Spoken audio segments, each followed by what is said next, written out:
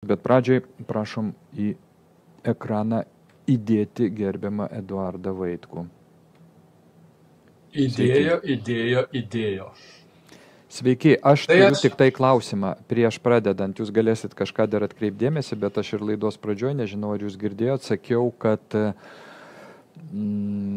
jūs kalbėsit apie koronavirusą, susijusius dalykus su koronavirusu, apie vakcinas. Tai aš noriu paklausti, ar jūs remsitės kažkokiais oficialiais šaltiniais, kad mes galėtume po to kažkaip apsiginti. Nežinot, ši tema yra labai jautri ir tiesiog gali užblokuoti video arba dar blogiau ten baudą duoti, kaip jie tenai baudžia. Taip. Tai va toks mano klausimas. Tik oficialų šaltiniai, tik medicininiai duomenys. Supratau. Taigi nuo koronės ir pradėsiu. Amerikoje dirba mokslininkai, genetikos inžinerijos sritis yra svarbi. Ir vienas Bostone bedirbantis 25 metus jis su ta genetika jau ten dirba. Mokslininkas. McKennan pavardėjo. Taigi jis paėmė savo mokslinės studijas darydamas, kaip palyginamoji grupė paėmė Pfizerio ir Modernos vakcinas nuo koronės. Ir pats nustebo, pats netikėjo, kad taip gali būti, nustebo rezultatais, kuriuos jis pamatė. O jis pamatė ką?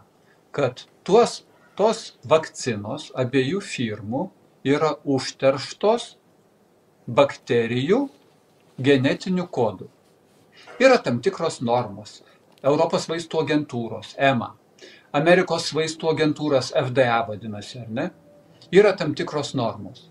Tai tos normos, užterštumo normos, buvo viršytos 18,70 kartų. Oho. Tiek kartų buvo daugiau tos pašalinės genetinės medžiagos, kuri iš bakterijų. Ta genetinė medžiaga iš bakterijų turi savo specifinę charakteristiką. Jinai yra apvali. Ir jinai ne branduoli, o plazmidinė genetinė medžiaga. Ir jinai dauginasi atskirai. Jis žmogus, gal tyrimuose būna klaidų. Jis paėmė pakartojo savo tyrimą. Ir vis tiek tos pašalinės bakterinės genetinės medžiagos žmonėms skirtose vaistuose, vakcinuose labai daug. Jis tada ištyrė, o kokia ten yra genetinė medžiaga. Tai tada žagtelėjo žmogus, nes surado vienos rūšies genetinę medžiagą, kuri genų inžinerijoje naudojama tam, kad nunešti genetinę medžiagą į branduolį, į ląstelės branduolį, kad transportuoti į branduolį norimą genetinę medžiagą. Visos vaistų reguliavimo firmos, ir farmacinės firmos nebejotinai, kryžium žegnojosi, kad tikrai taip būti negali. Suleidus šitas vakcinas į genetinį kodą nieks nepapuola, negali papulti, tiesiog tai neįmanoma. Dabar žmogus padarė atsitiktinai bandymus ir paaiškėjo, kad yra pašalinė medžiaga, kuri gali pernešti į branduolį. Tai jie dabar ir ne jis vienas retorinį klausimą, kad reikia paskirti pinigus ir ištirti, ar tų paskiepytų ribonukleinės rūgšties pagrindų messengerio ribonukleinės pagrindų vakcinomis, tai Pfizerio ir Modernos, nes tos būtent naujosios, kurios iki šiol nebuvo ištirtos. Ar paskiepijus žmonės į jų genetinį kodą kas nors papuolė, ar ne? Tai šitoj vietoj baigiu ir šoku priminti. Švedijoje Lundo universiteto mokslininkai jau seniai, jau prieš metus laiko, padarė tyrimą. Tiesiog daro mokslininkai, į ką nors pabandom padarom. Tai jie paėmė žmogaus kepenų ląsteles.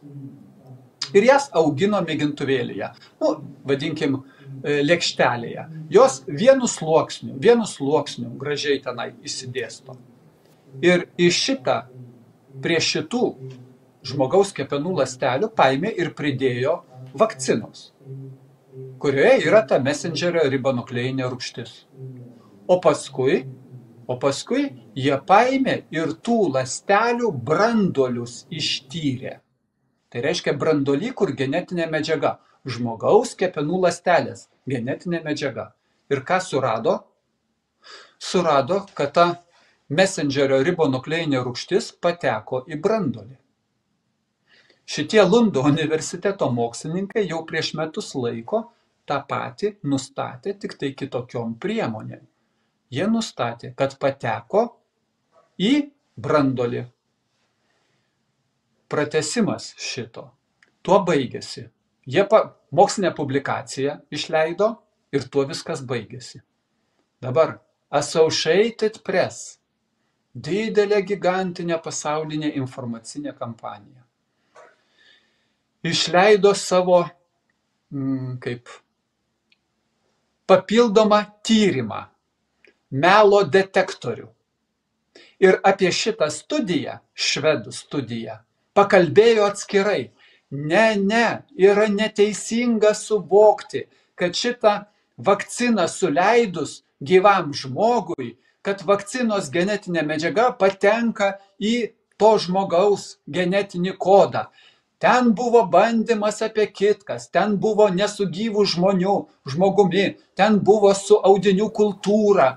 Ir šito bandymo tiesiogiai perkelti į žmogų negalima.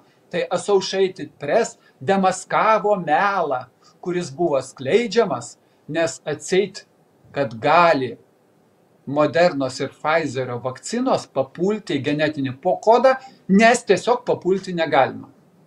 Tai dabar tas Bostono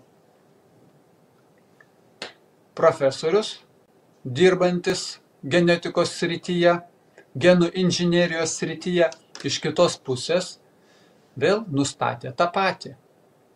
Į genetinį kodą papuola.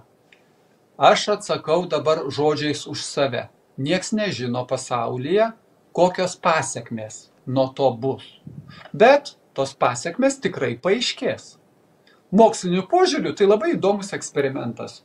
Suleista, pasižiūrėsim, kiek atsitiks kam papildomai kažkokių tai bėdų.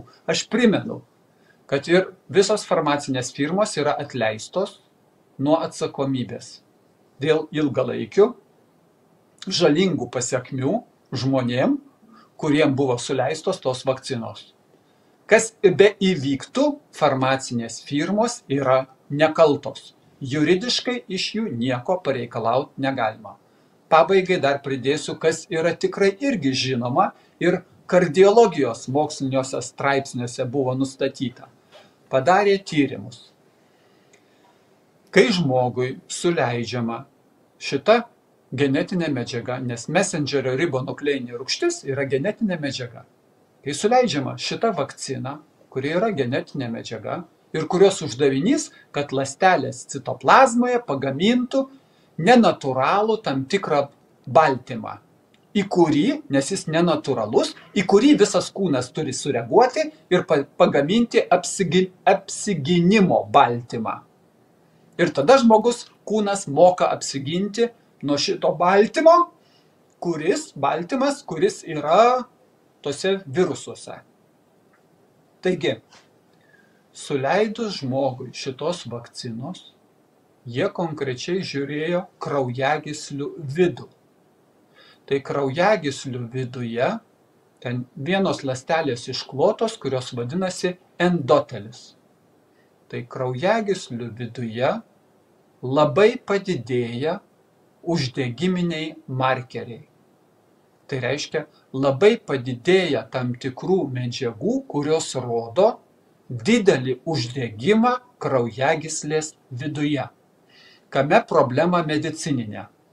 Kai širdies kraujagyslės viduje didelis uždegimas, tada susiformuoja trombiukas užkemša spindį, tuo kliniškai pasireiškia miokardo infarktas, širdies suvirpėjimas, numirė, gražiai palaidojam ir tai nieko nesusiję su skiepais. Nes taip būna ir normaliems žmonėms. Visada tai būna. Ūmus miokardo infarktas būna dėl to, kad krešuliukas susiformuoja.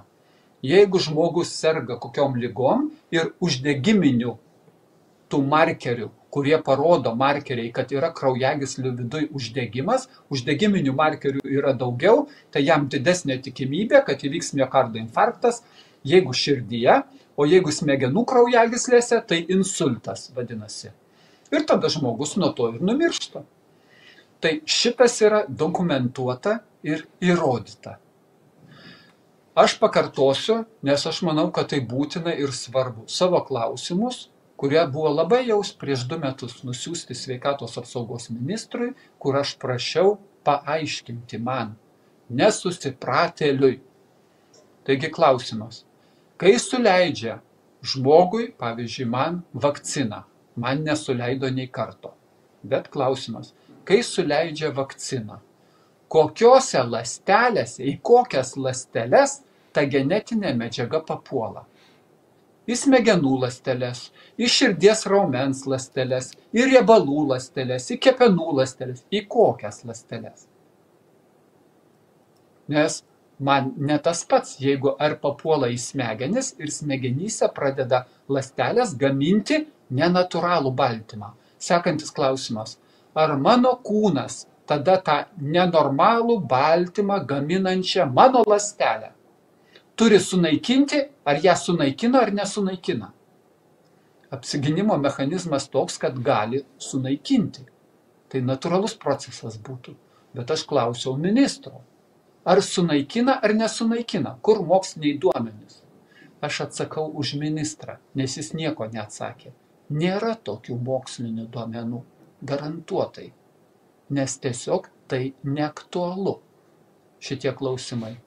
O paskui su tuo susiję irgi įvairūs kiti klausimai, kur man kaip žmogui, kad priimti sprendimą, ar skiepytis nuo šitos ligos, prisiimant visą atsakomybę. Farmacinė firma atleista nuo atsakomybės, Lietuvos valstybė ministro asmenyje, tiek Verygos asmenyje, tiek Dulkio asmenyje, jie kategoriškai atsisakė, jeigu įvyktų kokią nelaimę dėl paskiepijimo, kompensuoti žmogui materialinę prasme tą nelaimę. Nors Europos parlamentinė asamblėja savo nuostatose parašė, reikalavo, kad taip būtų kompensacijos mechanizmas nustatytas. Nei Veryga, nei Dulkys kategoriškai atsisakė. Tai žmogus besiskiepydamas, jis prisiema savo asmeninę atsakomybę dėl galimų komplikacijų. Farmacinė firma nekalta, Lietuvos vyriausybė nekalta, Lietuvos valdžia nekalta. Žmogus pats prisiema atsakomybę, suprasdamas, kad, nes popieriuose parašyta, kad viskas gali įvykti, kas tik nori. Ir dar priedo gali įvykti ne tik, kad ūmiai per dieną, per savaitę, per mėnesį, gali ir po 5 metų komplikacijos būti, kurios, jeigu bus, paaiškės ir visa žmonija praturtės savo žiniomis šitoj medicininiai tematikoje. Tuo ir pabaigsiu. Nu, čia ir dėjot. Ne viską aš ten supratau tų medicinių, bet pakankamai aiškiai išaiškinot, aš tik pasižymėjau, užterštos bakterijų genetinių Bakterijų genetinė medžiaga. Taip. 18-70 kartų. Kartų. Negu normos galimybė. Nu tai čia tas pats, kad kaip ir maistą ar vandenį mes užterštą. Nu tai tarkime, jo maiste galėtų būti va ten 100 bakterijų, o pas jūs yra ne 100, o 2000. Arba 7000. Supratau. Ir jūs sakėt, kad tas tyrėjas, kuris tai atskleidė, iš karto nepatikėjęs ir vėl ten tyrės, kol gal... Pakartojo. Nes medicinoj, kaip ne tik medicinoj, gal kokia klaida, gal iš išorės kas nors ir panašiai. Tai jis pakartojo 2 kartą, nes tai neįtikėtina, tai būti negali. Taip visos normos viršytos. Ir jisai teigia, kad reikia skirti pinigus ir ištirti dabar visą šitą reikalą. Taip, be pinigų neištirsi, taip. Taip. O tai mano klausimas tada, o jo nenušaus paprastuoju būdu šito tyrėjo? Nu, kol kas jisai gyvas. Nu, visada kažkas kol kas gyvas, kol po to pasidaro nebegyvas. Kaip Jūs mano dabar jau atmetus mediciną, juk tai turbūt tikrai neatsitiktinumas, tai sąmoningas veiksmas. Reiškia, tai yra Aš eksperimentas. įsiterpsiu, Audriau, prieš tai įsiterpsiu. Pamiršau pasakyti, bet čia kaip tik į kontekstą. Ministras Dulkys Lietuvoje įsakymą savo išleido ir suteikė teisę įvežti šitas vakcinas į Lietuvą be brūkšninio kodo. Brūkšninis kodas privalomas absoliučiai visiems vaistam. Nelegalūs vaistai. Neįmanoma, kad būtų be brūkšninio kodo, nes tas kodas padeda identifikuoti, kur, kaip ir netgi kaip buvo transportuota. Tai būtent šitas vakcinas ministro atskirų įsakymų vieninteliai vaistai visoje Lietuvoje buvo leista įvežti be brūkšninio kodo, be identifikacijos. Tai va, iki ko mes nusirytom, kai žmonės taip atsainiai žiūri į savo valstybės vadovus, viską jiem atleidžia, nesureikšmina ir tokie dalykai vyksta. Iš tikrųjų labai įdomi informacija, aš pirmą kartą girdžiu, man tai kažkaip labai baisiai skamba. Tai yra didžiulis O man tai eksperimentas. labiausiai patiko, kai aš pamačiau, kad Associated Press čia kaip melas atseit Lundo universiteto tų mokslininkų, kad papuola į genetinį kodą.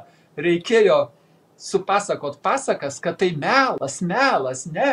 Nes čia ne tas pats, ten tik tai audinių kultūrose, o gyvam žmogui tai būt negali. Bet taip įvyksta.